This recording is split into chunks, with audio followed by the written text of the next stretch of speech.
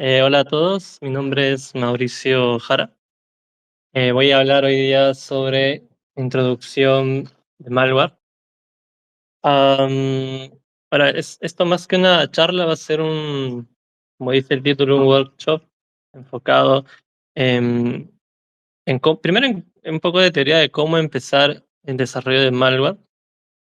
Bueno, para los que de repente ya vieron las charlas sobre shellcodes, fue un poco avanzado.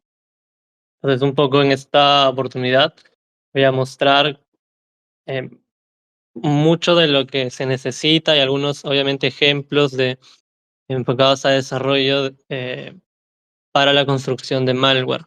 Ahora, cabe decir que cuando menciono malware me refiero em, o tiene que estar orientado, digamos, a ejercicios de malware, ejercicios ya sea de emulación de adversarios o para red team, técnicas que se puedan aprovechar en esos contextos, ¿no? No, no me refiero a nada ilícito similar. Y bajo la misma premisa que mencioné en la charla sobre shellcodes, ¿no? Que es el entender, digamos, el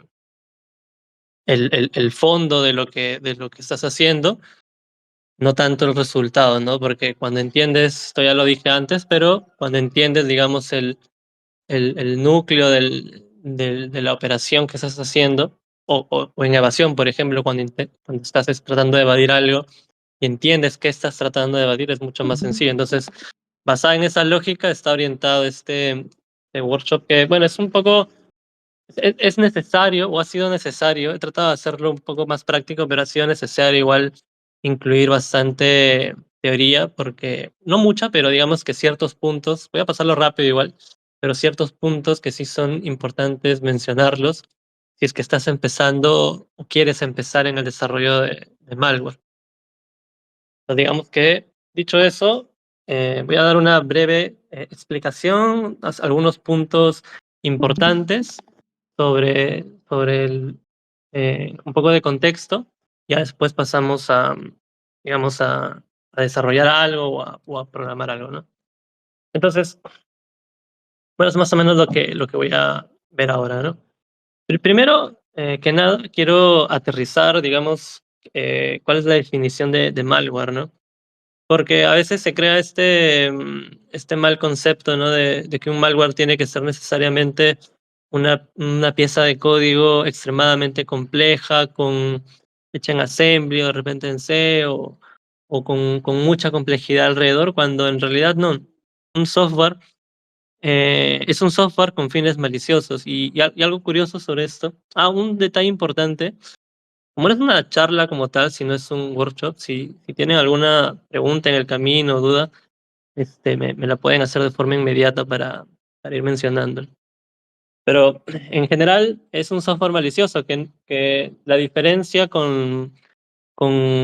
digamos, con un software tradicional es la intención, ¿no? Porque tú puedes desarrollar o puedes tener la habilidad técnica en programación, por ejemplo, para hacer un programa que capture el escritorio, ¿no? Eso sin intención maliciosa puede resultar como un software tradicional. Sin una intención maliciosa puede ser un utilitario, ¿no? Inclusive, por ejemplo, un software que elimine el disco, sin intención maliciosa puede ser una herramienta utilitaria para un formateo de repente, ¿no? Pero cuando se le da una intención maliciosa es cuando se convierte justamente en un malware, ¿no? Eh, ya pasa a tomar otra perspectiva, porque incluso el desarrollo o la misma habilidad técnica que usaste, eh, la puedes utilizar de repente para ofuscar el código y hacer un montón de cosas más encima de ese software, y ya la intención es distinta, ¿no? Entonces, básicamente, el malware es eso, ¿no? Hay detrás. Obviamente ya hay salvando las distancias con técnicas y demás, pero digamos que la intención es esa. Y otro punto también importante es que puede ser desarrollada en cualquier lenguaje. No tiene por qué ser de repente C o Assembly o Bytecode o lo que fuese, ¿no? Un software malicioso hecho en Python, por ejemplo, puede ser, ¿no? O en JavaScript inclusive, ¿no? Puedes hacerlo con Electron, ¿no? o en diferentes entornos, no necesariamente en Windows, ¿no? Hay otros tipos de entornos. Entonces, digamos que no existe un, y también voy a hablar de eso en un momento, ¿no? El tema de los lenguajes de programación, porque existe, y esto lo he escuchado ya muchas veces, esta disputa que existe en cuál es el mejor lenguaje para aprender malware o para hacer malware en general. O no, no existe nada igual como el mejor lenguaje para malware. Sí puede existir el mejor lenguaje para aprender a programar malware, a lo mejor sí existe, pero en general, ¿cuál es el mejor para hacerlo? Es totalmente subjetivo y de acuerdo a la necesidad, ¿no? Entonces voy a explicar algunos pasos que sí creo necesario que tienes que desarrollar como una habilidad para, o como conocimiento para empezar a hacer malware. Eso es totalmente subjetivo, es, digamos, una lista que yo considero que deba tomarse en cuenta. De repente, en otros autores o de repente en otro tipo de literatura puedas encontrar que el roadmap o el camino necesario no es este, ¿no? Hay gente que de repente su primer acercamiento puede ser el uso de herramientas completamente, o de repente otro es Go en vez de C, o de repente otro es Rust o Python, qué sé yo. ¿No? Cada uno, digamos, tiene un acercamiento totalmente distinto y son válidos, ¿no? De acuerdo a la metodología o las formas que el autor de malware o el autor de curso, lo que puede ser, lo considere necesario. Eso es totalmente subjetivo y es lo que yo considero, ¿no? Ya si le quieren hacer caso, me más ustedes, ¿no? Lo primero, en definitiva, es aprender a programar, ¿no? Y esto siempre ha sido como que hasta cierto punto cuestionado digamos, en el desarrollo de malware, pero no tanto como un desarrollo de código, sino una elaboración de malware, ¿no? Porque tú, a ver, tú puedes ser un autor de malware usando, no sé, te doy un ejemplo, usando Cobalt Strike, ofuscas y generas un payload, ¿no? Te has vuelto un autor de malware, ¿no? Eh, has desarrollado, entre comillas, ¿no? No es un desarrollo de código, sino, digamos, una elaboración de malware, ¿no? Em, y el que programa, lo ha programado en C o Assembly y tal, tiene el mismo título, ¿no? Es un autor de un malware. Entonces, en ambas perspectivas, ambos pueden considerarse autores de malware trabajando de diferentes maneras y probablemente les dé el mismo resultado en una ejecución realista, entre comillas, ¿no? En una emulación de adversarios, por ejemplo, quieres testear, no sé, un sistema de seguridad o una configuración en específico, ambos pueden cumplir el objetivo, ¿no? Pero hay ligeras diferencias que marcan, digamos, un hito importante en una prueba, ¿no? Porque no es lo mismo tener la capacidad de generar, digamos, solo para que lo tengan como ejemplo, ¿no? En una emulación de adversarios, por ejemplo, es necesario conocer a detalle el despliegue de técnicas, que son las TTPs de Mitre, ¿no? Tú teniendo el control, digamos, del flujo, de la emulación y demás, puedes distribuir de manera estratégica estas técnicas. Pero quien no tiene el conocimiento y utiliza herramientas y tal, solamente le queda descargar de internet algún payload y ejecutarlo, ¿no? Pues no tiene más, no tiene muchas opciones. En cambio, el que desarrolla obviamente tiene más opciones, muchas más formas de desplegar un malware, ¿no? Prácticamente no tendría límites en ese sentido. Ahora, ¿qué lenguaje es aprender, no? Tú puedes empezar en realidad con cualquier lenguaje. Porque hay que tener en cuenta dos cosas, ¿no? Em, hay, digamos que, es una forma burda de clasificarlo, pero digamos que por un lado tienes la forma más básica, entre comillas, de aprender a programar, que es conociendo la sintaxis, ¿no? Mm, Python, por ejemplo, es un lenguaje extremadamente sencillo. Go es un lenguaje extremadamente sencillo. C# también es bastante fácil. Entonces, tú puedes aprender la sintaxis y desarrollar y hacer código, ¿no? Porque el hacer código al final es fácil, ¿no? Conociendo la sintaxis puedes hacer código. Entonces, si tú escoges lenguajes como Python, PHP inclusive, o JavaScript o lo que fuese para hacer malware, lo puedes hacer, sí, pero vas a estar muy limitado porque ten en cuenta que no son compilados, ¿no? Entonces vas a depender siempre del que finalmente hace tu código, ¿no? Lo convierte en un ejecutable o lo despliega, digamos, en otro lado. Em, pero en todos los casos, digamos, el aprender la sintaxis es la forma más sencilla, entre comillas, de aprender a programar, ¿no? Porque no hay mucho más allá de la lógica que puedas hacer, ¿no? Es sintaxis y ya. Luego, digamos que lo siguiente sería aprender ya un poco de estructura de datos, comprender por lo menos el lenguaje de programación, pero no a nivel de sintaxis, sino a nivel un poco más profundo, ¿no?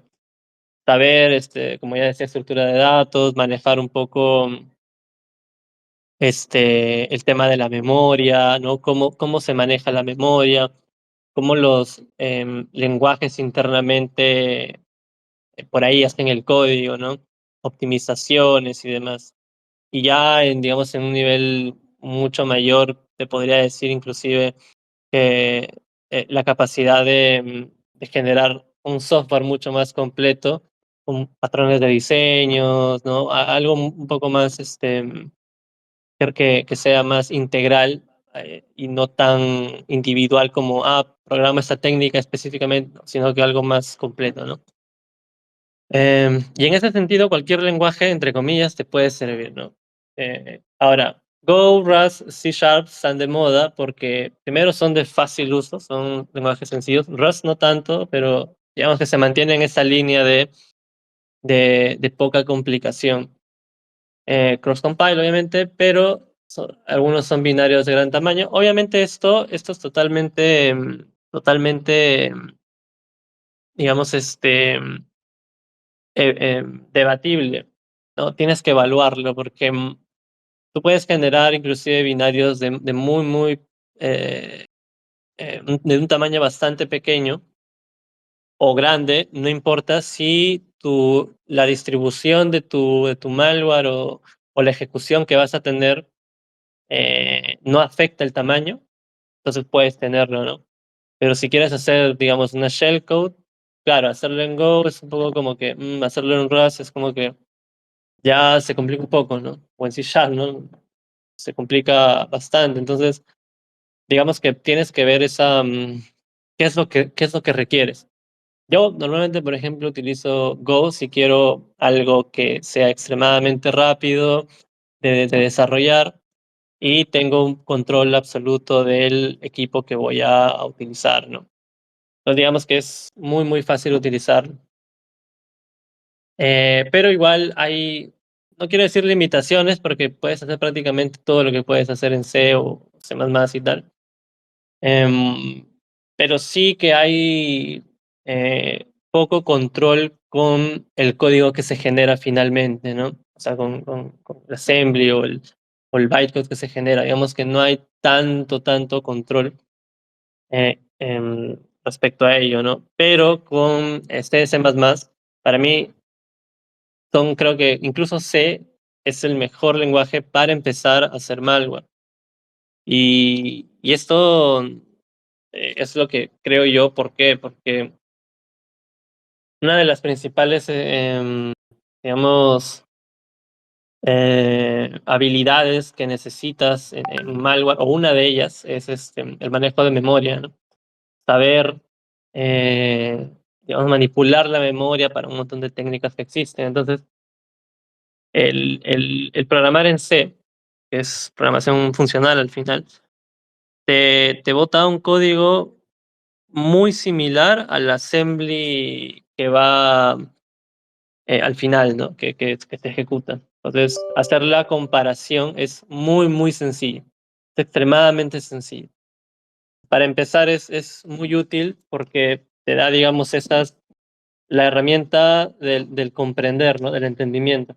Si tú empiezas por Rust, por Go, por C Sharp, lo puedes hacer, ¿no? Puedes implementar, digamos, técnicas ya existentes y tal, pero van a haber de repente cosas que te vas a perder en el camino, ¿no? Cosas que de repente te va a costar entender después. No digo que sea malo, pero digamos que es lo que yo creo, ¿no?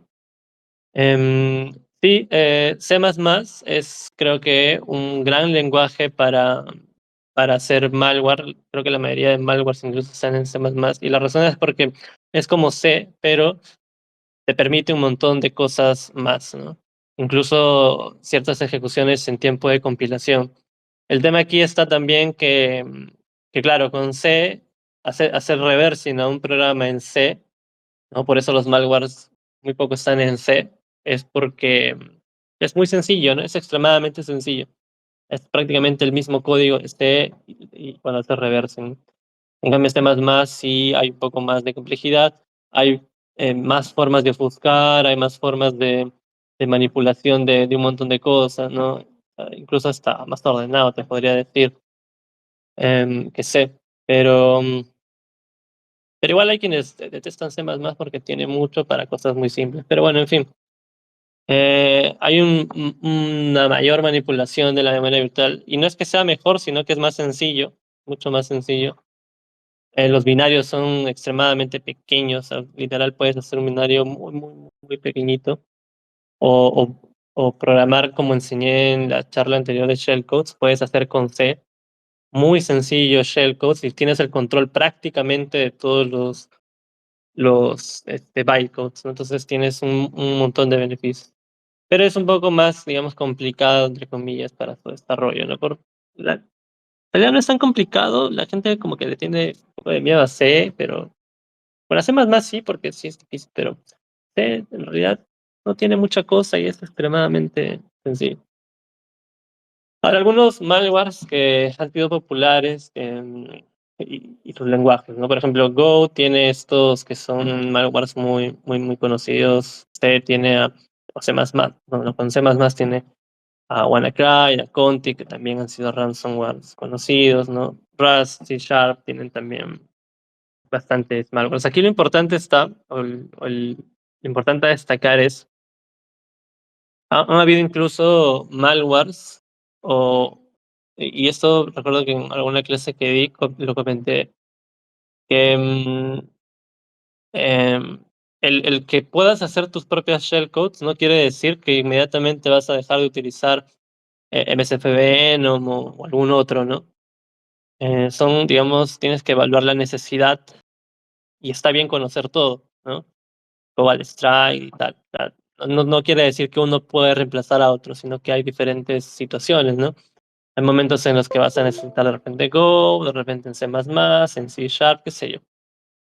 Pero aquí lo importante es que, al margen de ello, es que conozcas y tengas varias opciones, ¿no? Tengas todas las opciones posibles.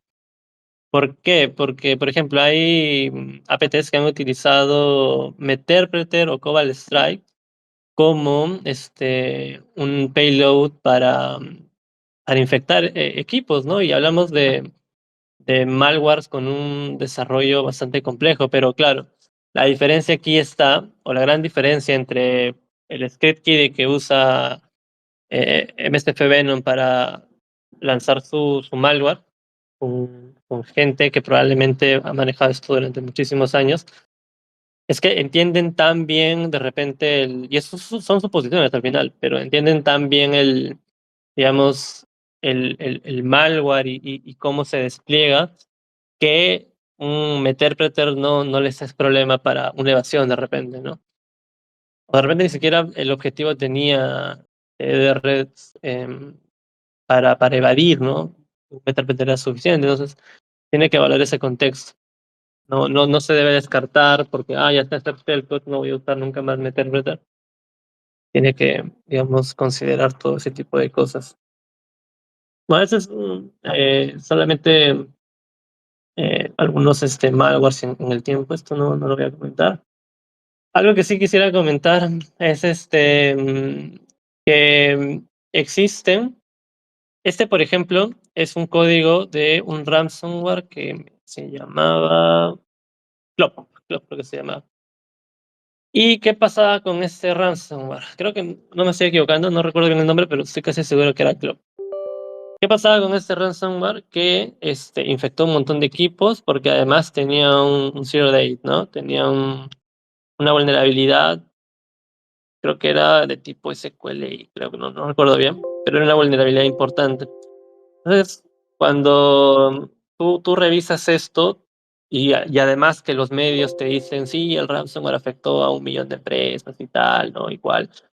Claro, tu visión es increíble, ¿no? Este ransomware debe tener una complejidad, pues, extremadamente grande, con un montón de códigos complejos y técnicas extremadamente complejas y todo complejo, ¿no? Y cuando tú revisas el código de una de las familias, que no, probablemente no son todos, pero una de las variantes, ves que el código, pues, era una tontería completa, ¿no? Un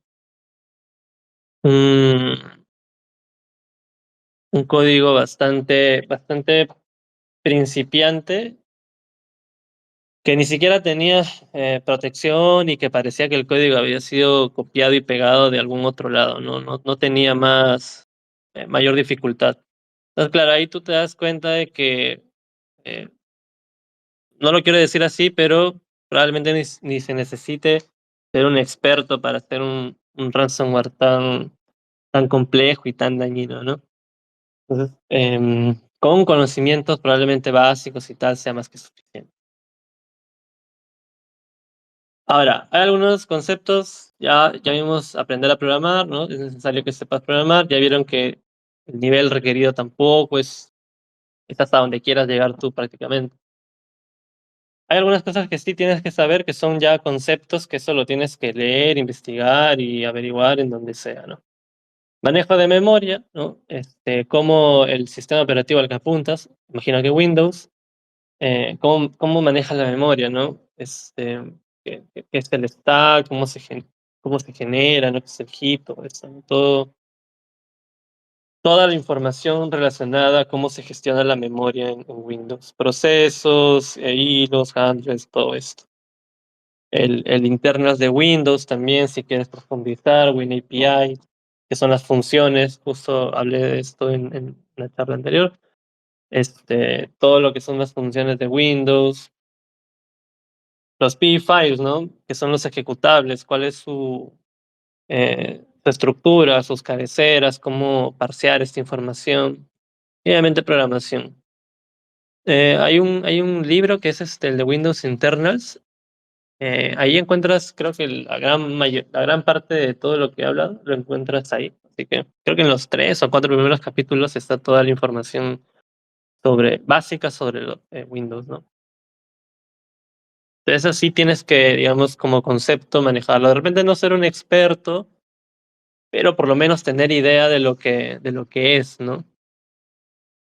Por ejemplo, es un PE file, y aunque puede parecer monstruoso, toda esta estructura tiene, digamos, un propósito, ¿no? Cada cosa tiene un propósito. Entonces, este ejecutable lo puedes dividir en varias partes y analizar individualmente, ¿no? Hay cabeceras que determinan ciertas cosas, hay código también alojado y toda la información está aquí, ¿no? Cuando le das doble clic o cuando se ejecuta este proceso, em, el loader, cuando carga Windows, va a ciertas direcciones, ¿no? Obtiene información. Esa información es necesaria para que pueda ejecutar en este caso, el malware.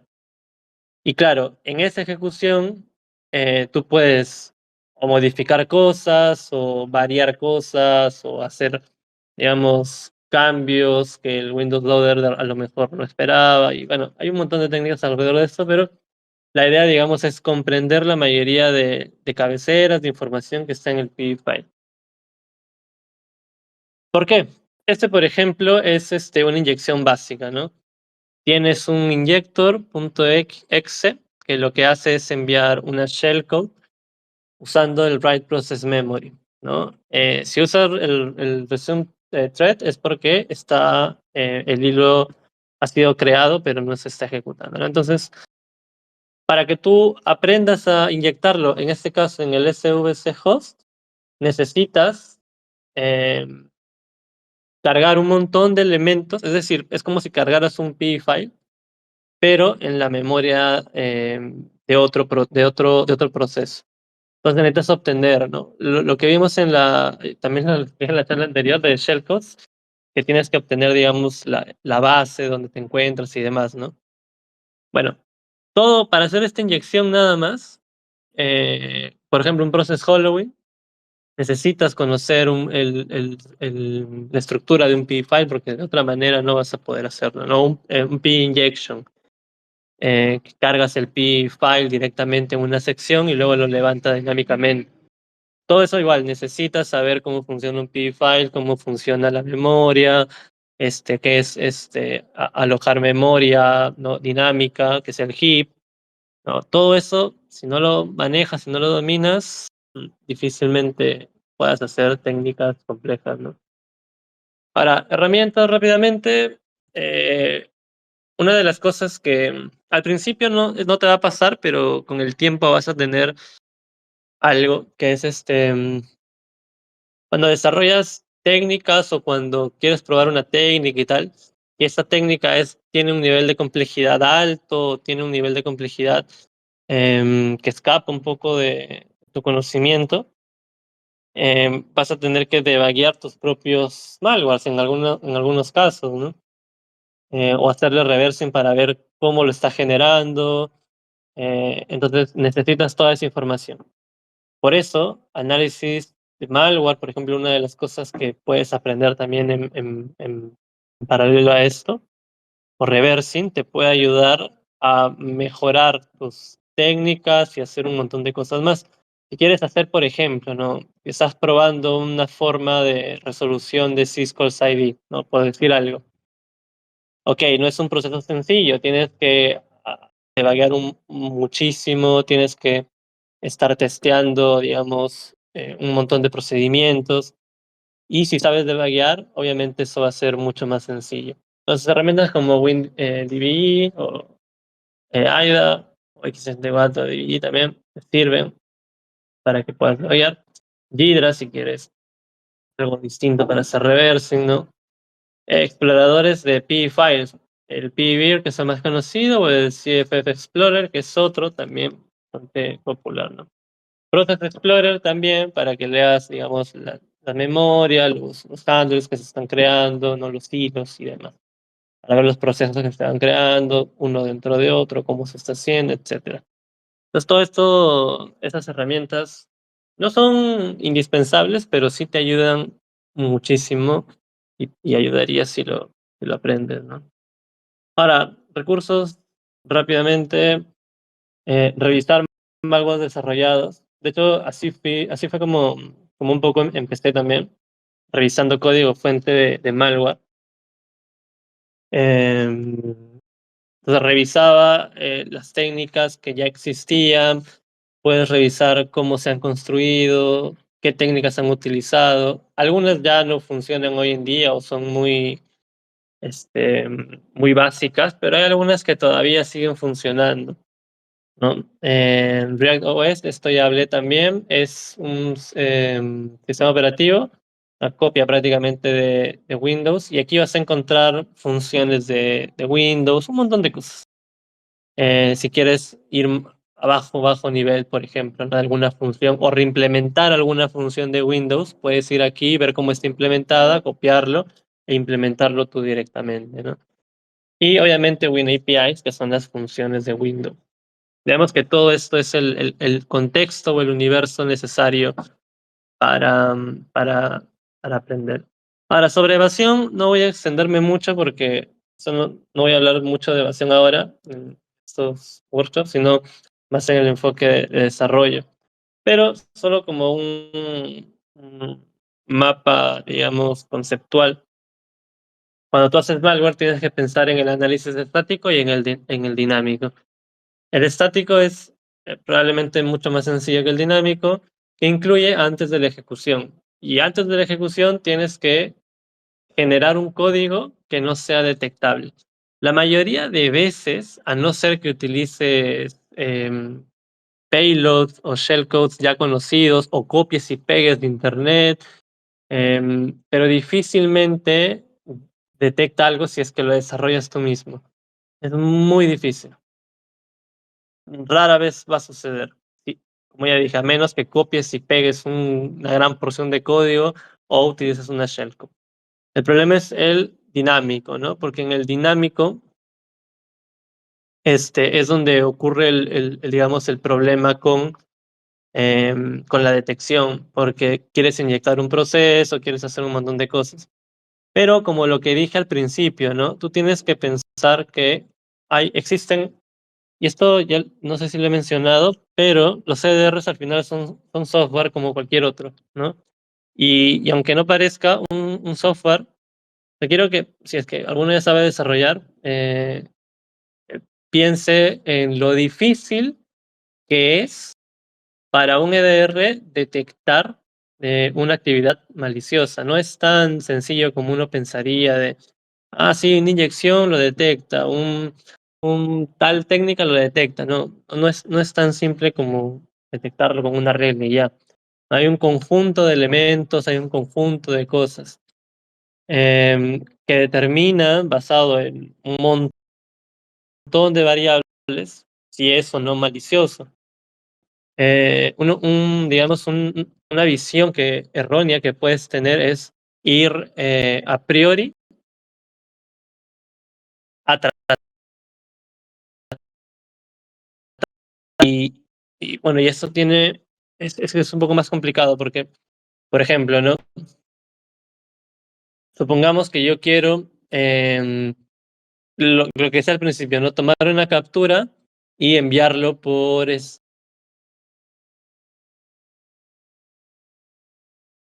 ¿qué quiero tomar?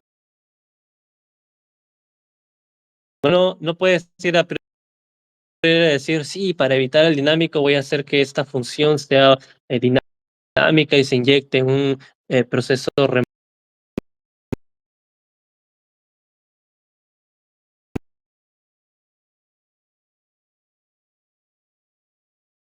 el comportamiento de captura y guardado, ¿cómo sabe el EDR o el antimalware que es malicioso? O sea, ningún elemento, entre comillas, como ya dije, ¿no? Un EDR no detecta, o sea, puede detectar la intención. Hay variables que sí toman fuerza, por ejemplo, ¿no? Si yo te digo, hay un software en el equipo que puede tomar control completo del equipo, puede tomar capturas de pantalla, conectarse remotamente, tranquilamente me dice se trata de un troyano. Pero si te digo, no sabes, pero es Zendesk, y cómo el EDR sabe que de repente es Zendesk, bueno, puede existir un montón de acuerdo al proveedor, pero imagínate que si la única forma, entre comillas, de detectarlo es su firma, ¿no? Decir, este archivo, las firmas de Zendesk, y yo como proveedor, este,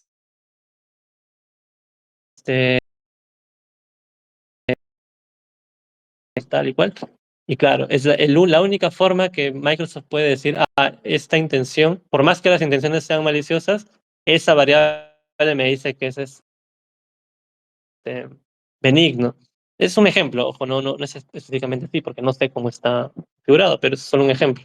Entonces, no se puede, digamos, detectar la intención. Entonces tú tienes que ir con esa visión, con la visión de, ok, yo lo que tengo que hacer, en vez de preocuparme a priori del dinámico, es tratar de que todas las acciones vayan por, digamos, el camino más benigno y solo usar una ofuscación o una forma de evadir el dinámico si es que realmente lo requiere, o sea, si realmente es necesario. De otra manera, no sería ni siquiera necesario hacerlo, ¿no? Entonces, digamos que ese es el enfoque que debe entender.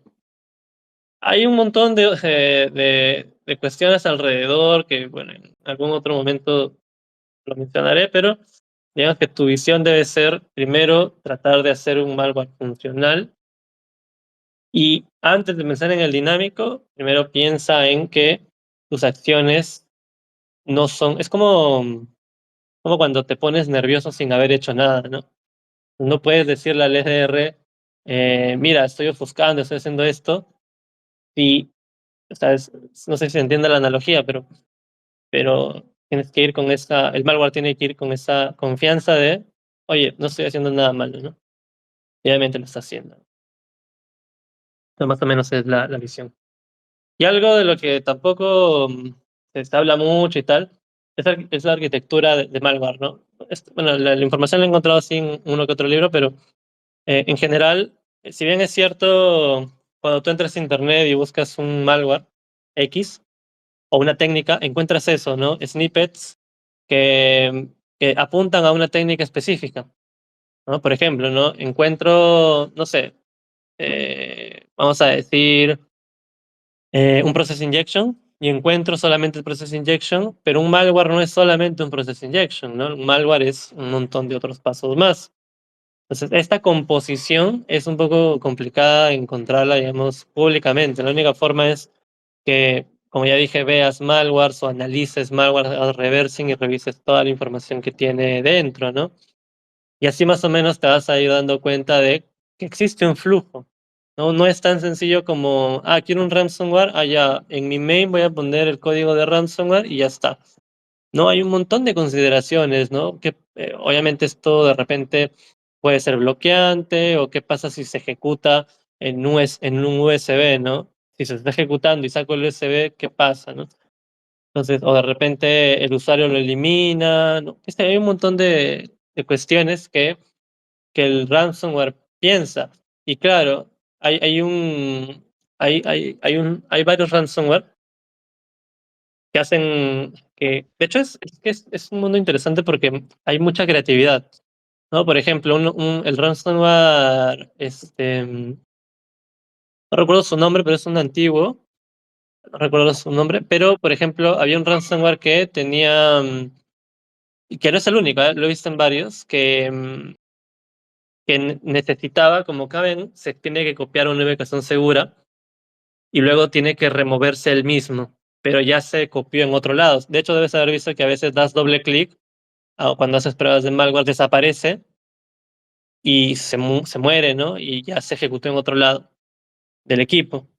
Entonces, ese auto eliminarse y ejecutar el otro puede parecer trivial, pero si te pones a pensar es, ok, cuando tú le das doble clic, ejecuta solamente la instalación. Cuando se ejecuta del otro lado, debe haber algún argumento que debo de pasarle para que desde el otro lado se ejecute y de alguna manera o el otro malware nuevo lo elimina a o este se elimina solo, pero se está ejecutando. Entonces, digamos que hay un montón de consideraciones que no es tan simple como, sí, lanzo un malware, le pongo una técnica y ya hay ransomware, ¿no? No, no funciona tan simple, ¿no? Claro, se ejecuta de diferentes instancias, sí, sí, sí, sí, puede hacerlo, si lo requiere. Ojo que, a ver, no existe una guía de malware y tal, no hay un manual y eso, no es, cada uno lo ejecuta como mejor le parezca y como convenga. Pero sí, digamos que la mayoría de malwares hacen eso, se ejecutan desde otro lado. Porque imagínate que cómo lo desean los plugins para no ejecutarse en los sandbox. Ese es otro tema de técnicas de anti-sandboxing. Ahora voy a mencionar eso, pero sobre las diferentes instancias hay que ponerlo en perspectiva porque hay que pensar, ¿no? Imagínate que una de las cosas que hace un malware, en la mayoría de casos, es persistencia. Imaginemos que conectas un USB con el malware dentro. Si tú das doble clic, la persistencia va a tomar la ruta de el USB o el dispositivo extraíble que tengas. Y, y si lo ejecutas, por ejemplo, o la persistencia está en descargas porque le diste doble clic, o sea, descargaste de internet, se guardó en descargas, le das doble clic y la persistencia se guarda en descargas, el día de mañana decides borrar todo en descargas porque te está llenando el espacio y se perdió esa persistencia. No tiene sentido que el malware, digamos, se quede donde donde estés ejecutando, sino se tiene que copiar en un lugar escondido en tu equipo y desde ahí se va a ejecutar siempre, un lugar que de repente nunca visitas, ¿no? Con respecto al tema de sandboxing, es un tema un poco más complicado porque, a ver, eh, no hay una sola forma de detectar que está corriendo en un sandbox, ¿no? Tienes un montón de formas de detectarlo.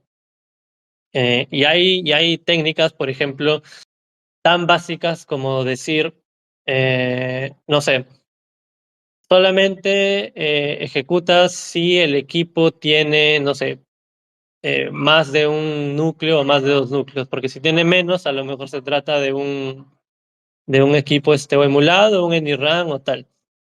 Si el equipo tiene una cantidad de memoria menor a tal, igual. Igual hay otras técnicas, por ejemplo, estas que van al CPU, como el CPU ID, que también te dice la información sobre el CPU, ¿no? Que esto va, bueno, esto está a nivel de hardware, ¿no? Pero también te da información. Y también va a depender el donde está ejecutándose, ¿no? Porque hay, digamos, ciertas instrucciones que te dan información sobre el host, ¿no? Por ejemplo, si tú ejecutas, hay malwares que obtienen el hostname o el username y se encuentran que el nombre tiene un test o algo similar, también lo bloquean, ¿no? Entonces, digamos que hay un montón de formas, hay instrucciones también, el isDebugger dentro del Process Environment Block, también te dice si está haciendo, no, is being debugged, creo, o is debugged, no recuerdo bien el nombre, pero te dice cuándo si está siendo ejecutado, ¿no? Entonces hay un montón de métodos. Hay un montón de métodos, ¿no? Se conoce como process ghost. No sé a qué se refiere el process ghosting, no lo había escuchado. A lo mejor sí. Eh, pero, o sea, básicamente lo que menciono es el hecho de que el malware no se puede quedar en un solo lugar, ¿no? Ya. Lo que pasa es que eso ya es posterior, ¿no? O sea, el tema de acá justo de esconder la evidencia, es variable, ¿no? Lo ideal es que lo coloques en un lugar o que el malware se vaya a un lugar em, que no pueda ser reconocido por el usuario como algo inusual, ¿no? No lo vas a poner pues en temporales con un nombre .tem porque te lo borran y muere, ¿no? Entonces, eso ya es, digamos, creatividad y técnicas que puedan existir, ¿no? Pero el ocultamiento también es parte de técnicas, entre comillas, que se deben evaluar, ¿no? Ok, esto es con respecto un poco la teoría y el contexto que quería mencionar. Hay algunas cosas que he omitido, que bueno, aquí no ya después iré mencionándolas, pero ahorita quiero mencionar algo muy en específico y es los compiladores. Bueno, primero el desarrollo en sí, los compiladores y un poco el enfoque hacia la detección. Em, ok, primero, pensando solamente o exclusivamente en el desarrollo, tú para desarrollar un malware, como ya mencioné, necesitas un lenguaje de programación. Ahora mismo voy a utilizar C como ejemplo nada más, voy a hacer algunas cosas. Aquí tengo un código, ya lo tenía acá listo, para no perder tiempo. Ok, este código de aquí, es, digamos, lo más simple, ahorita está corriendo ¿cómo se llama? En Linux, porque, bueno, mi equipo ahorita es Linux, eh, pero solamente como ejemplo lo voy a mencionar, ¿no? Para tú empezar a hacer malware, digamos, lo más tradicional es, como ya dije, aprender a programar. Y en ese aprender a programar, lo que vas a aprender es prácticamente a hacer un software, ¿no? no es el tanto aprender a hacer malware, sino es aprender a hacer software o aprender el lenguaje de programación que vas a utilizar. No es tanto aprender a hacer malware, sino aprender a hacer aplicaciones en tal lenguaje. Ese digamos que es el paso cero. Y en ese sentido, en la ejecución o en la elaboración de estos software, lo que lo convierte en malware es el uso de técnicas y el uso de elementos que te pueden ayudar, ya sea para elevación, ya sea para incrementar complejidad, ya sea para un montón de otras cosas más. Pero digamos que la esencia es el desarrollo en sí mismo, no es nada mágico ni nada de eso, no es el desarrollo como tal. Entonces, antes de empezar a, digamos, em, bueno, lo quería empezar con esto porque antes de entrar a temas un poquito más complejos, quiero aterrizar primero el tema de ejecución de las shellcodes, ¿no? Que en muchos contextos puede ser visto como algo extremadamente complejo o extremadamente difícil de entender y tal. Así que es lo primero que voy a explicar, digamos, para aterrizar bastante esta elaboración, ¿no? Y qué mejor que con este ejemplo tan básico como es este, ¿no? Ahora, una shellcode, ¿qué es una shellcode, no? Este, son prácticamente estos, un conjunto de bytes, ¿no? Ahora, para que tú puedas utilizar este conjunto de bytes, la mejor herramienta que tienes online es esta de aquí, ¿no?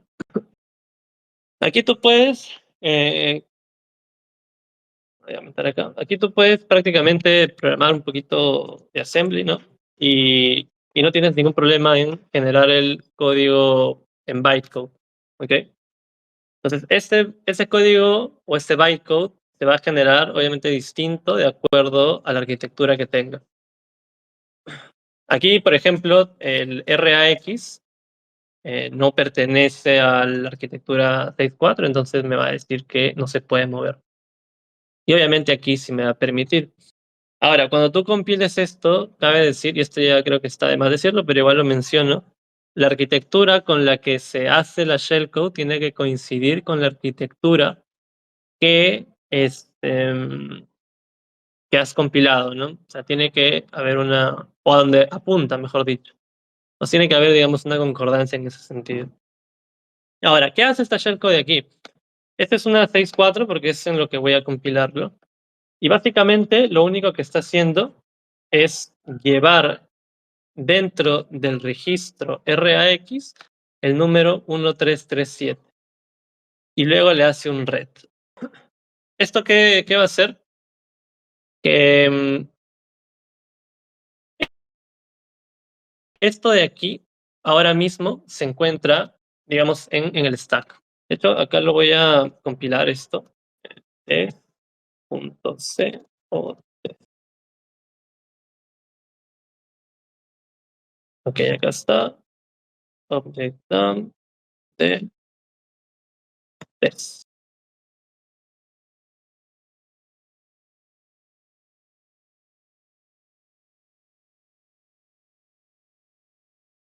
¿Cómo voy voy a hacer acá mejor? Object dump de test. Ok.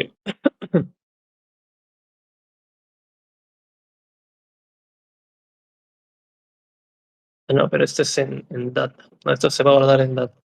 Creo que nada.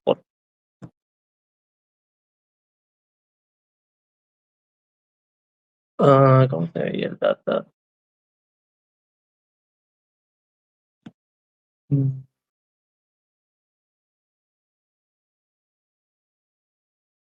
eso.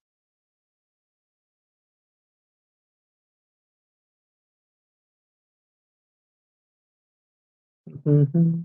Sí, creo que era eso.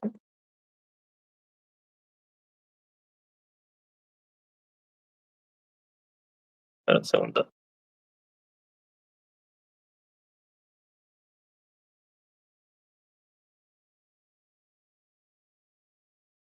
A ver, esto es 48C7.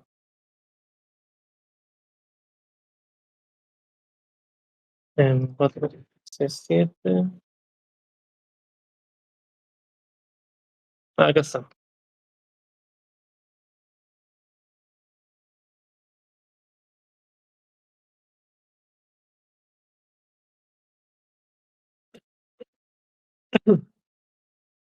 Ok, aquí está, ¿no? Esta, por ejemplo, es el... Estaba aquí nada más, si entraba dentro de todo esto. Entonces, aquí, por ejemplo, es donde se está guardando esta shellcode, ¿no? Tienes, si ves aquí, está insertándolo dentro de algún lugar, ¿no? Un lugar X. Hasta ahí no hay nada extraño. Está insertando una cantidad de bytes dentro de un registro. En tiempo de ejecución, cuando llegues a ese registro, vas a ver el RAX tiene este valor precisamente. Nada más, así de simple. De hecho, creo que tengo UDB o no tengo. Así lo tengo. Pero todavía no lo voy a ejecutar. Todavía no vamos a ver el estático. Eso de aquí, ojo, funciona exactamente en Windows, solamente que necesita el tamaño, obviamente, es sin memoria. Esto lo que hace es dinámicamente decirle al sistema, dame un poco de memoria que voy a utilizar. Esto de aquí en Windows es exactamente lo mismo. Esto se hace con el Virtual Alloc, que en Virtual Alloc, creo, no recuerdo bien. No, pero tiene un NT que es Virtual Alloc NTDLL. NT Allocate Virtual Memory. Esta es la, digamos, la función final a la que llega.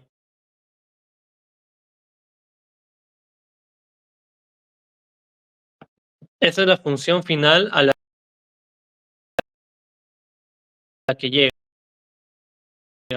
¿no? En Windows, ¿no? Esta es la implementación. No, ese es el uso. Esta es la implementación que tiene, ¿no? Esto de acá. Entonces, todo por encima de esto está el Virtual Alloc, el Heap Alloc, todos los Alloc caen a esto. Solamente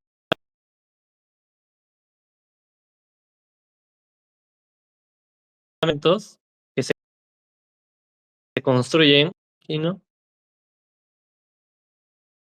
¿Dónde está acá arriba? Este no es, debería ser aquí.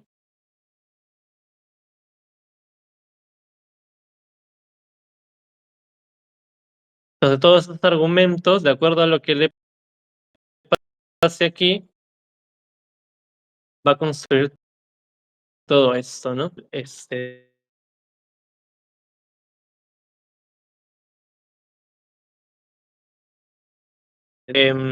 Lo mismo es aquí, ¿no? Exactamente es lo mismo aquí. El, el malo, esto ya no importa mucho en Linux. Entonces, estoy solicitando memoria del heap de forma dinámica, basada en el tamaño que requiero. Estoy copiando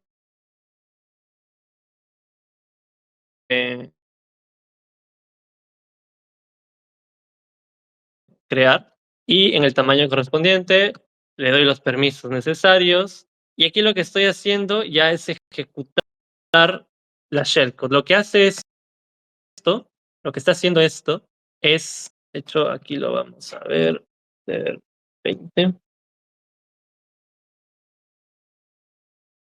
Esto está, mira, acá está el memcopy, el protect, copy. Vamos a ver aquí.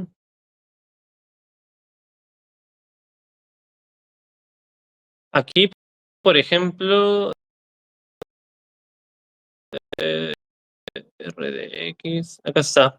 Mira, mira aquí el RAX ya tomó el valor de esto, ¿no es cierto? Ha tomado el valor. Luego, ese mismo, ese valor se guarda aquí, en el D, y debería, y luego este D debe estar pasando como argumento en el RCX aquí. Se está copiando, mira, RCX. Y finalmente, lo que sale del alloc, este es lo que sale del alloc, esto es el all, se está yendo al RDX. Se le pasa como argumento EAX0 y luego hace una llamada al RDX, es decir, está llamando a este alloc que ha creado. Ahora, lo que tienes que pensar cuando haces shellcode, ¿no? Que es digamos, lo más básico que vas a hacer en malware, ¿no? Cuando piensas en eso, tienes que pensar que esta es cuando llame a la shellcode, lo que está pasando, lo que está sucediendo es que este call el RDX va a irse hasta aquí, ¡pum! Va a llegar aquí. Y una vez que llegue aquí, va a ejecutar esas instrucciones. Entonces tú tienes que pensar, ok, la primera instrucción que va a ejecutar es esta, y luego la siguiente es esta, ¿no? Entonces cuando llegue aquí, va a saltar a las instrucciones que ya están alojadas ahí y va a ejecutar eso. Ahora, lo expliqué también anteriormente, existe algo que se llama el calling convention. El calling convention, en este caso, lo que hace es decir, ok, yo tengo el, yo tengo el RDX que está yéndose, está llamando a un puntero, se está yendo al otro lado, y al otro lado, lo que va a pasar es que se va a ejecutar eso, y cuando llegue al red, el red va a regresar. Y da la casualidad que el retorno no entra mucho detalle, pero va a ser el RAX, que es justamente el valor que estoy esperando aquí, que es este val. Entonces, cuando salga, cuando llegue a esta instrucción, el EAX va a ser el retorno. Y lo que está haciendo aquí simplemente es copiarlo en el -X14 y luego lo manda como print, ¿no? Como argumento para imprimir. Entonces, esto de aquí, si yo lo ejecuto, no me funciona. Eh, Ahí está. 1337, ¿no? Me está retornando de este lado. Ahora, si yo le cambio aquí, ¿no? 9999, me va a funcionar exactamente igual,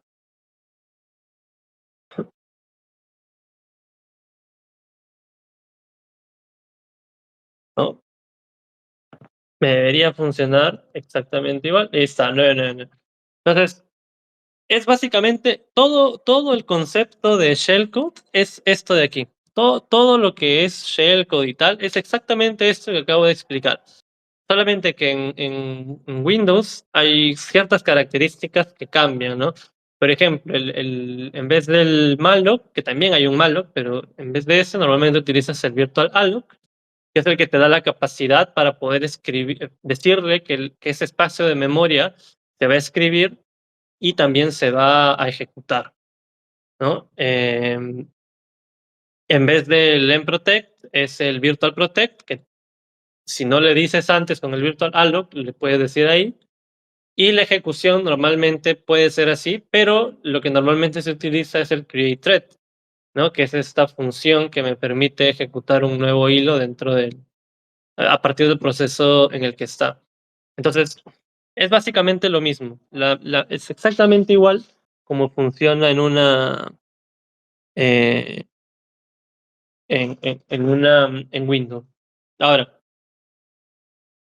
respecto a esto, hay un tema interesante, porque ahora mismo, donde estoy trabajando es en Linux, ¿no es cierto? En la distribución.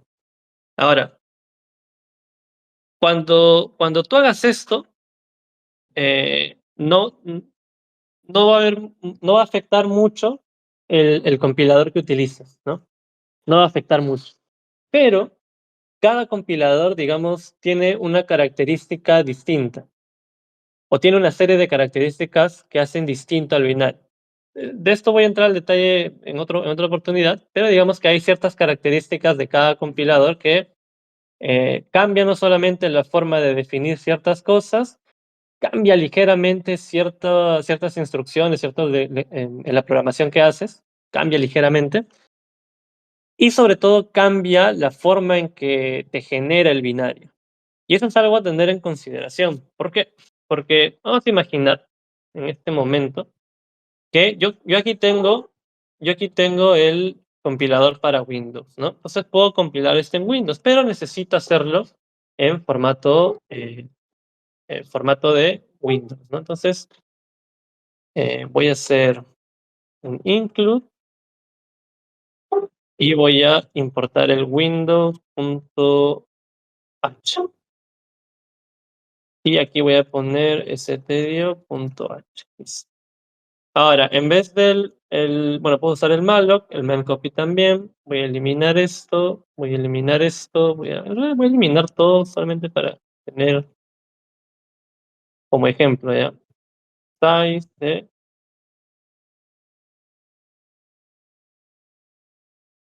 ese size, ¿no? Esto, en teoría, voy a compilarlo primero con esto. Bueno, esto no lo voy a compilar así, solamente para que veas que funciona. Esto no hace absolutamente nada, solamente me dice el tamaño, ¿ok? Así que lo voy a agregar como window. Y ahora sí, lo voy a compilar, cross compile. em,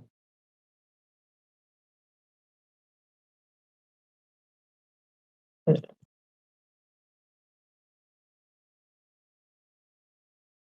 o sea, cross compile, y esto me va a generar un exe. Acá está, test.exe, y en efecto es un ejecutable, ¿no? Es un ejecutable normal. Ahora, obviamente aquí no lo voy a poder ejecutar, pero lo que voy a hacer es abrir un virus total. ¿Por qué? ¿Por qué estoy abriendo eso? Pues vamos a revisar esto, ¿no? Este binario ahora mismo, como ves, no hace absolutamente nada. No tiene absolutamente nada dentro, no hace nada. Y sin embargo, a pesar de eso, algunos sistemas de seguridad deciden, por alguna razón, detectarlo como malicioso, ¿no? Symantec lo detecta como malicioso, Google también, bueno, varios lo detectan como malicioso. Elastic, tal, ¿no? Ahora, ¿por qué pasa esto? Y aquí viene algo que una vez eh, una persona me lo comentó cuando hice la mención de la detección heurística. Que todos son para muchos sistemas de seguridad, ya sean EDRs o lo que fuese, todo es malicioso hasta que se demuestre lo contrario, ¿no? O sea, que no hacen el proceso de tengo que demostrar que seas malicioso, sino eres malicioso y tengo que demostrar que eres benigno. Bueno, se podría decir que sí, pero claro, algunos sistemas prefieren asegurarse y decirte que es malicioso. Y obviamente esto es un gran problema, ¿no? Porque hay muchos softwares que no son maliciosos, que son benignos y son detectados. Y también está el hecho de que muchos sistemas, ahorita no tiene nada, ¿no? No tiene absolutamente nada. A lo mejor si agregamos un par de cosas más, esto explote, ¿no? Y lo detecte pues como el peor malware de todos. Pero a lo que voy aquí es, cuando tú compilas, lo va a generar de una manera. Y los sistemas, basado en su heurística, basado en su sistema interno, en su sistema de detección, ellos tienen un conjunto de reglas que determinan si es malicioso o no, ¿verdad? Ahora, no necesariamente este conjunto de reglas sea para un elemento malicioso, sino que puede ser primero, de un lado, potencialmente malicioso, pero se aseguran diciendo no, si es malicioso, o la otra razón es porque ha existido una gran cantidad de malwares compilados con esto, que pues prácticamente ya se ha vuelto muy común para estos sistemas automáticos, la extracción de patrones dentro de elementos que ya han sido compilados así, ¿no?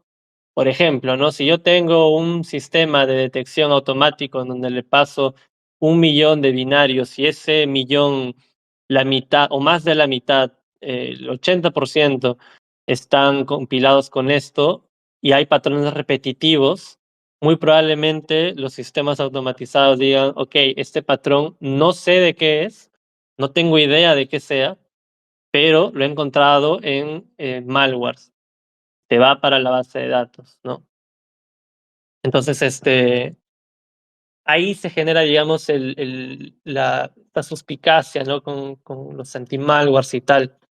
Por eso, si tú probablemente después, en otra oportunidad, hagamos la prueba con Windows, esto no pasa, o pasa, pero de otra manera, una manera un tanto distinta. ¿Por qué? Porque muy probablemente los programas benignos, la gran mayoría, a nivel de clasificación, se encuentren pues en el umbral, o se encuentren, perdón, en una compilación de Windows, ¿no? No hay muchos benignos que de repente han utilizado cross-compile. No sé si esta parte se entiende, pero digamos que es un poco complicada. ¿Qué hay de la creación con Python y PyInstaller? Ya aquí justo quería y ya ir cerrando con ese punto en específico. Respecto a qué pasa entonces, porque esto lo he escuchado un montón de veces. ¿Qué pasa entonces con los malwares, por ejemplo, en Rust o en Go o en C Sharp?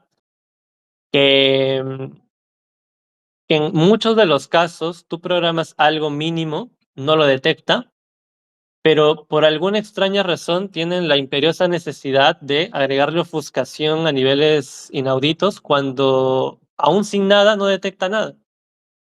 Y el por qué no detecta nada, en realidad es un tema bastante sencillo, porque cuando tú utilizas PyInstaller o cuando utilizas un compilador como, o mejor dicho, un software, por ejemplo, en C Sharp o en Go o en Rust, le agregas mayores capas de complejidad al análisis. Si tú haces un programa en C, analizarlo para un sistema de seguridad es extremadamente sencillo. ¿Por qué? Porque no tiene mucho más que analizar, más que pues los bytes, ¿no? Y los bytes son prácticamente assembly y eso le da C y al final una simple emulación puede decirle qué hace el malware. Incluso antes de ejecutarlo podría decirle qué hace el malware. Si tú quieres hacer un process injection, entre comillas, o en un PyInstaller, lo puedes hacer, pero es enteramente innecesario porque para el sistema de seguridad analizar un archivo que ha sido derivado de un Python es extremadamente complicado. Si es que analiza solamente los bytes, ¿ok?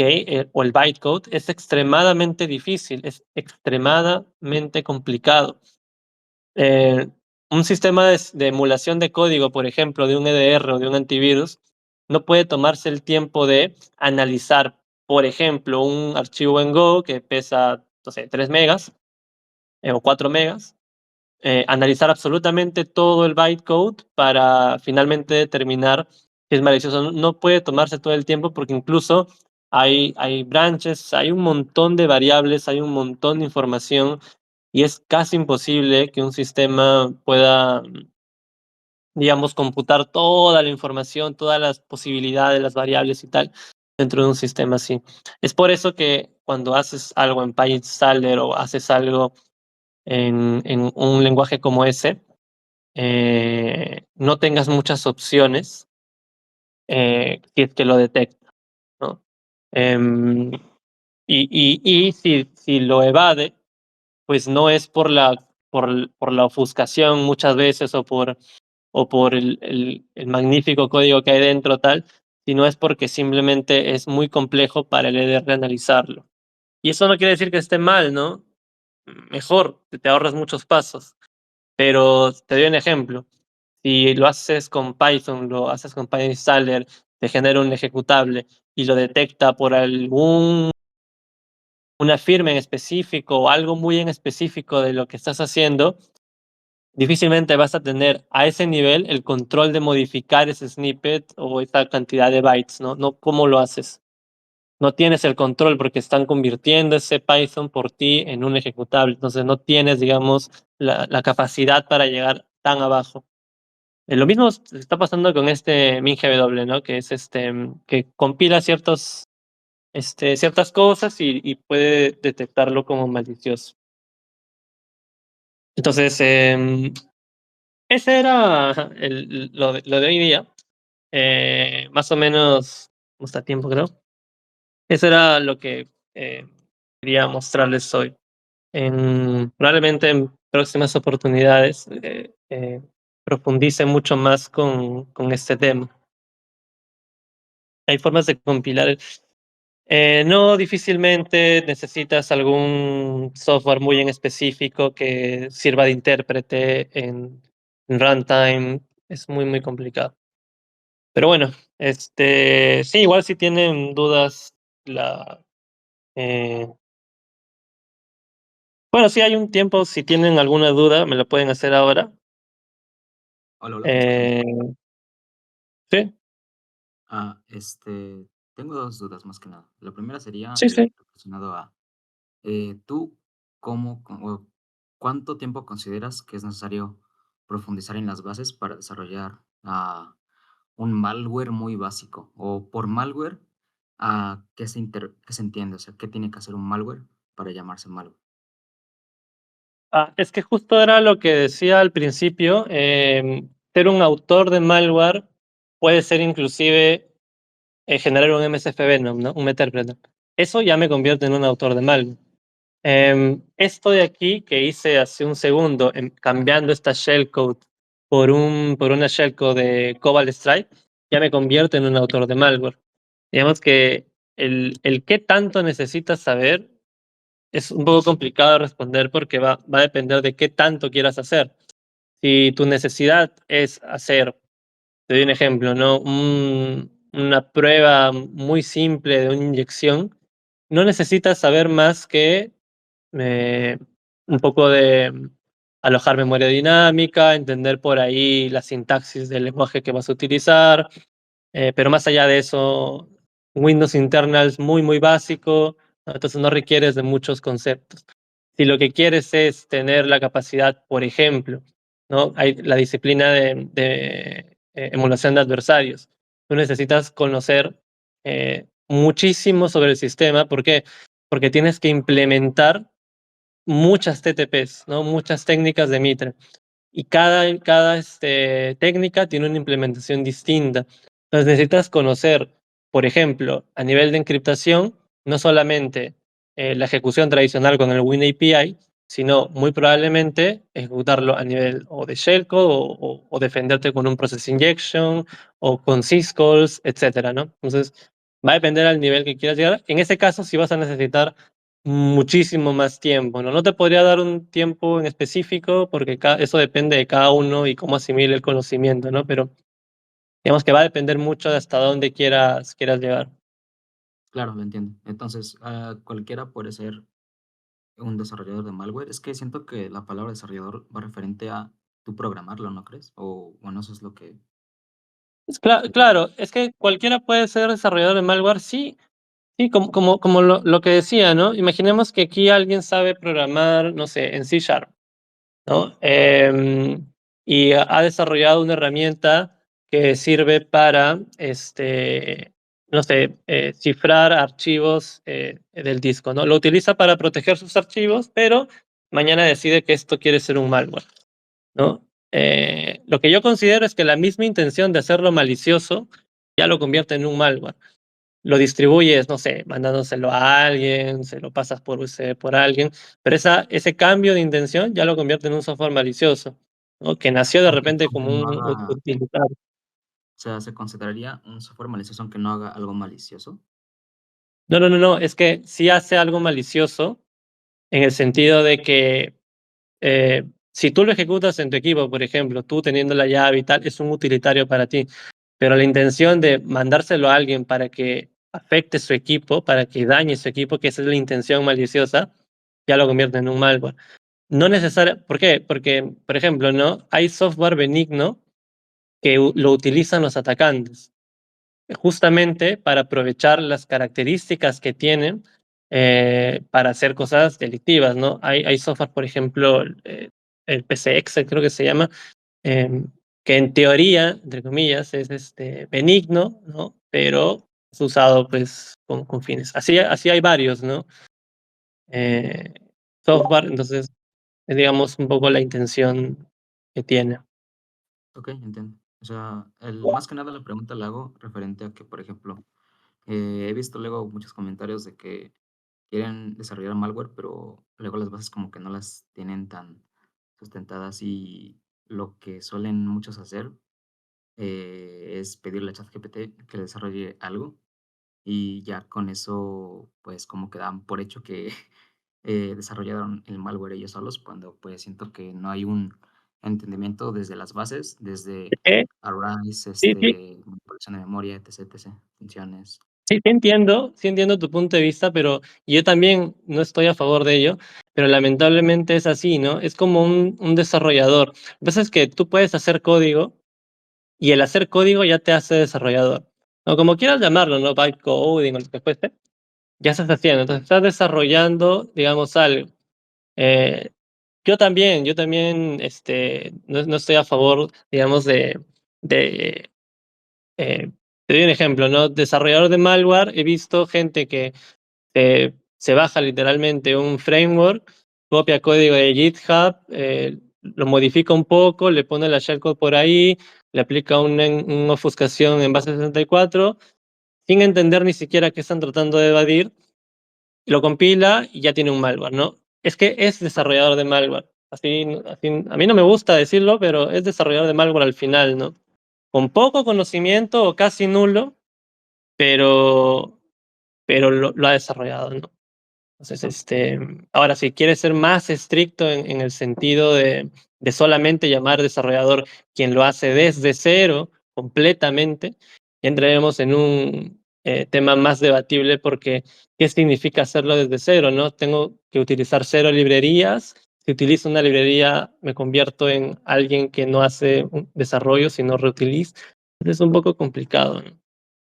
Claro, Pero entiendo. sí, es interesante lo que comentas. También no estoy muy a favor de esto, pero es lo que Sí, hay, ¿no? porque, o sea, no lo menciono porque yo soy un malware developer o algo así, realmente programa muy básico y solo he utilizado lo que es, C++ por la universidad en su momento y un poco de Python, igual por proyectos en la uni. Claro. Pero, Sí, eso lo menciono porque te digo que lo veo muchísimo en muchos servidores que quieren empezar de mayor a menor, o sea, ya quieren desarrollar casi, casi el segundo WannaCry, el segundo, yo qué sé, claro. Command and Es Conquer que como Sliver, es o que sea, es que sucede, no solo sucede en estos ámbitos, ¿no? Si te vas al pentesting, la pentester es el que usa solo Nessus, el que usa solo herramientas para escanear, o es el que hace todo de cero. Y cuando vamos que hace todo de cero, no tendría ni que utilizar burp, tendría que usar burp solamente, solo todo por terminal. Entonces, es un poco complicado poner esos límites, ¿no? Es un claro, o poco sea, difícil ver el alcance. ojo, o sea, no estoy diciendo que esté mal usarlo, sino que, es un comentario que hago referente a lo que yo veo en muchos servidores, o sea, es que, eh, pues pasa mucho, lo leo bastante, Sí, ¿sabes? O sea, no sí, es como que bueno, no es se un lo tema tomen que se como puede, a se pecho. puede conversar. Claro, claro, o sea, sin más. Mauricio, hay un ejemplo Sí, que diste recién de que, por ejemplo, de que el software como tal puede ser creado como una utilidad o después ser desarrollado como malware, ¿no? Por ejemplo, todos usamos AnyDesk o TeamViewer, ¿no? ujú, Y por ejemplo, también está la alternativa que es ¿no? Y que es libre, es open source y ujú. supuestamente gratuito. Y digo supuestamente gratuito porque no estoy al 100% seguro de si tiene alguna membresía o algo así, pero sí lo podés utilizar con el mismo fin, ¿no? Y después de un Claro, tiempo se reportó entre varias firmas de antivirus como que se utilizaba, como decías recién, viste, la comunidad lo utilizó para diferentes fines, no solamente para administración remota. Al fin y al cabo termina siendo una herramienta claro, de administración remota, que no significa que sea malware, pero que de diferentes análisis forenses se determinó que se ha utilizado para ilícitos, ¿verdad? Entonces fue exacto. flagueado por las firmas como que fuera hasta que se demostró lo contrario, lo que decía recién, ¿no? Que el Claro, software no fue creado con una intención de ser un malware. Sin embargo, tiene la posibilidad en las manos de un atacante de poder comportarse como tal. Y eh, una de las cuestiones era que hacía llamadas lícitas al sistema que no eran detectadas como al principio como un RAT, como una herramienta de administración remota. Sin embargo, con el reporte posterior de empresas y de todo, en base a sus análisis forenses, fue flagueado como una herramienta de malware. Después, claro, posteriormente, se terminó demostrando que no era así y ahora se puede utilizar de vuelta. Pero, por ejemplo, vos te instalabas el Rust Desk hecho en Rust, ¿no es cierto? El Beaver o el Anidex hecho en Rust, digamos, una versión de esa misma herramienta y te terminaba dando que era peligroso para tu equipo. claro. Claro, era justo también lo que decía, ¿no? El hecho de que y algo interesante, porque así como ese software, hay varios que son hechos sin pensar en nada malicioso, y a pesar de que podría tener un elemento que podría considerarse malicioso, los CDRs ni siquiera lo detectan porque, como ya dije, es muy difícil que un sistema de seguridad detecte la intención o no, ¿no? Normalmente se detecta basado en heurísticas muy precisas. Pero lo que dice sí, pues es cierto. ¿Tienen alguna otra pregunta? Sí, yo te quería consultar Sí. dónde recomendás probar, por ejemplo, un malware y si Ah, recomendás, ya. no sé, el uso de una VDI, un entorno virtual como para ejecutar y probar. Ya, esa pregunta sí me han hecho bastante y es que hay un tema bien complicado. Em, a ver, la detección es un poco más profunda y compleja, ¿ya? No voy a entrar en mucho detalle, pero digamos que para que tu pieza de malware, y se lo voy a contar con una anécdota para que lo entiendan mejor. Hace unos años, bueno, no, el año pasado, desarrollé una herramienta que se llama Junk Shell. Lo que hacía era prácticamente, no sé si recuerdan que antes había una técnica donde llenabas la memoria de puros NOPs o de sleep y hacía que la correlación entre un evento y otro no lo calce el EDR y al final podías evadir algún payload en específico, ¿no? Esa era, digamos, la técnica. Entonces lo que yo hice fue llenar la memoria de bytes que no hacían nada. Es decir, XORs, RAX y demás, ¿no? Muchísimos de ellos. ¿Hasta cuándo? ¿Hasta qué momento? Hasta que el EDR dejara de analizarlos. Cuando el EDR decía, ok, ya no puedo analizar más porque tiene un límite de análisis, es cuando la shellcode se ejecutaba. Y esto funcionaba en la mayoría de DRs y de hecho, cuando lo publiqué en el GitHub, estaba con evasión completa. Pasaron varios meses y un amigo me dice que lo estaba probando y que estaba siendo detectado por nada más y nada menos que Sophos. Y lo curioso de esto es que la detección le habían puesto el nombre de mi herramienta, es decir, la detección se llamaba explícitamente Junk Shell Obfuscator o algo así le habían puesto. Entonces estaba, ¿cómo? Bueno, estaba siendo detectado con el mismo nombre de la herramienta. Y lo que hice fue algo que siempre, acá de hecho lo tengo si lo quieren ver, ¿no? Em, y lo que hice fue lo que siempre he dicho cuando hago, bueno, a veces doy clases de desarrollo y siempre digo lo mismo, ¿no? A mí no me gusta el término de ya se va a quemar el malware o se quemó o lo vas a quemar y tal. No lo utilizo. ¿Por qué? Porque para un EDR o un sistema de seguridad, detectar una nueva pieza de malware desde cero es extremadamente difícil. Es muy, muy difícil para un EDR hacer una detección prácticamente de cero. Ahora, basado en mi experiencia, lo que les puedo decir es que un EDR o evadir un EDR o los EDRs, mejor dicho, están casi diseñados solamente para amenazas conocidas. Te detecta muy bien las amenazas conocidas, pero las amenazas totalmente nuevas, con código nuevo y demás, es muy difícil, extremadamente difícil, pero extremadamente difícil.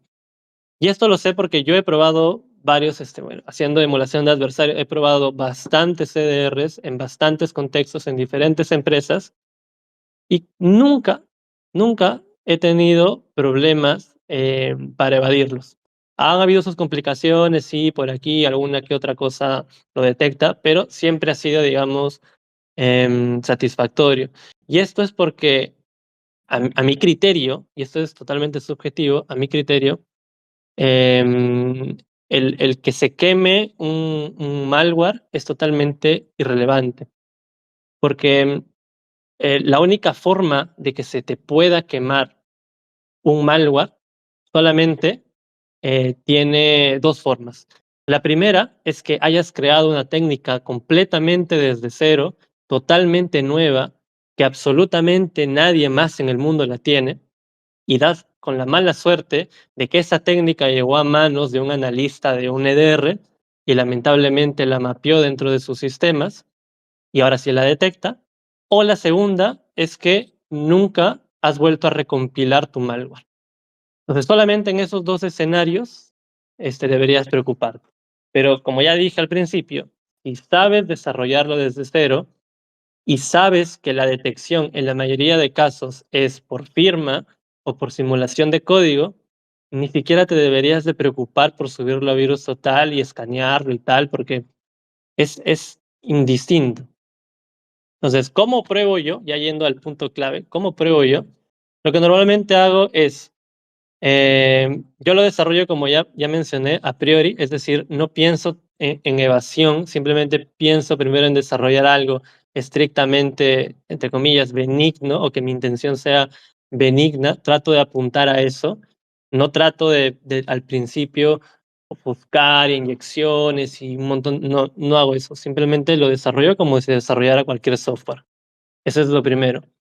Cuando veo que es necesario, ya le implemento una que otra protección. Ahora, eh, por ahí alguien lo comentó, sí, lo primero que hago es el Defender, ¿no? Si, bueno, el Defender cualquiera lo evade, ¿no? Pero digamos que por ahí si veo que al compilarlo lo detecta de inmediato, ya algo estoy haciendo mal. Y lo que hago después es, me descargo algún EDR trial que me dan por ahí, que tengo, no sé, me creo una cuenta en uno de estos trial, lo descargo y lo pruebo ahí directamente. Te dan creo que 30 días o una cosa así. Si no tengo ya la licencia o no quiero descargarlo y tal, lo pruebo directamente, ¿sí? O en virus total o hay otro que no me acuerdo cómo se llama, que tiene menos EDRs, pero también lo voy a buscar y se lo voy a pasar, pero también lo pruebo ahí. Ahora, si veo que evade, como en este caso, ¿no? Evade completamente, este, sé exactamente qué es lo que estaba detectando Sophos en su momento. Lo sé exactamente, bueno, supe exactamente, lo está detectando por esta porción de código o esta ejecución exactamente aquí. Entonces, como sé que lo estaba detectando exactamente ahí, fui y cambié exactamente eso de ahí, nada más. No tuve que hacer bueno, en este caso sí lo mejoré agregándole más cosas, pero al margen de ello, pude detectar eso. Pero digamos que Mauricio, esa es la idea alrededor de eso, ¿no? Mauricio, pero en ese caso la divulgación de firmas queda atada al servicio que estés utilizando, ¿verdad? Si, por ejemplo, si lo subís a Virus Total o ese tipo Sí, de... Claro, sí, sí, claro, pero sí, lo que pasa es que, claro, aquí cuando yo no imagino que el servicio de Virus Total capture firma de todos los archivos que subas. Dudo que eso suceda. Imagino que analizará o distribuirá el contenido de archivos que son potencialmente maliciosos basado en un análisis específico. Em, pero a no ser que yo tenga una técnica muy específica con un flujo muy específico, algo muy complejo, sí lo evito subir. Es decir, por ejemplo, ¿no? Yo tengo ransomwares que utilizan emulación de adversarios, que tienen no solamente una técnica, sino tienen un flujo muy extenso, que involucra muchas TTPs, ¿no? Y obviamente yo utilizo esto, cambio algunas cosas en su momento, pero pues quiero estar evitando que lo estén detectando por falsos positivos o lo que fuese, porque implemento un montón de cosas. Hay un flujo muy largo con varias técnicas. Entonces, claro, en ese sentido sí lo evito subir. Pero si es en una es- técnica muy específica que quiero probar, una técnica, oye, hice esta técnica tal, sí, y esta POC en específico quiero probarlo, lo subo y lo pruebo. Y obviamente ese no es el final, no es solo implemento en otro lado. Ya tengo la idea de, oye, mira, lo detectó 20, entonces por ahí no es, ¿no? Por ahí no va el camino. claro, en ese caso lo recomendable, pero menos práctico a la vez, porque sería como tener varias instancias eh, que no estén conectadas, o sea, las puedes actualizar, digamos, pero que no estén conectadas a internet y que se dediquen a, si querés, por ejemplo, pasarlo por el Defende, por el Panda, por el AVG, tener cada El mejor instancia. escenario, claro, el escenario utópico es, claro, que tengas una colección de Sí, máquinas con estos, con EDRs y sistemas, sí, conectado sin conexión a internet. sería poco práctico a la vez también, ¿no es cierto? Tenés Eso, que tener claro, 25 o 50, por decir algo, tal eh, cual. claro, tu Sí, poco propio, práctico, por eso, propio, ¿cómo se llama? Antivirus online directamente. sí, tal cual. Bueno, ¿tienen alguna otra pregunta? Si no, Si no, será hasta la próxima.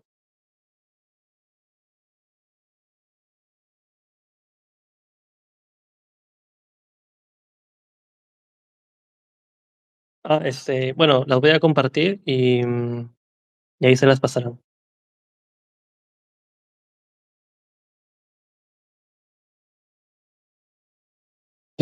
¿Cuál fue el camino? Estudiar, estudiar mucho. No hay, ojo, no hay ningún secreto, todo es estudiar. No hay un camino secreto, no hay un material secreto, todo es.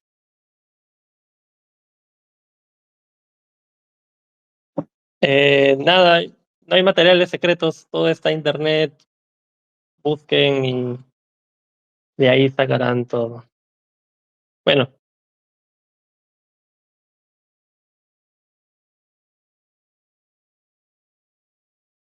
bueno, entonces nos vemos. Gracias a todos por estar aquí.